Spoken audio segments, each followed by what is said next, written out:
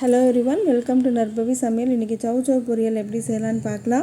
அதுக்கு ஒரு பெரிய சௌச்சௌ எடுத்துகிட்டு தூளெல்லாம் சீவிட்டு ஹாஃபாக கட் பண்ணிட்டு உள்ளே இருக்கிற ஒயிட் போர்ஷனை மட்டும் எடுத்துகிட்டு அதை சின்ன சின்ன க்யூப்ஸ் இல்லைன்னா பெரிய க்யூப்ஸாக கட் பண்ணிக்கோங்க. இப்போ ஒரு பாத்திரத்தில் தண்ணி விட்டு கொஞ்சம் உப்பு போட்டுட்டு கட் பண்ணி வச்சுருந்த சௌச்சௌ இதில் போட்டு நல்லா கொதிக்க விட்டுறணும். அது வெந்ததுமே எடுத்து தனியாக வடிகட்டி வச்சுக்கோங்க. இப்போ ஒரு வடை சட்டியில் எண்ணெய் விட்டுட்டு சூடானதும் கடுகு, உளுந்து, கருவேப்பிலை, 2 வரமிளகாய், ஒரு பெரிய வெங்காயம் பொடியாக நறுக்குனது எல்லாமே போட்டு நல்லா வதக்கிக்கோங்க.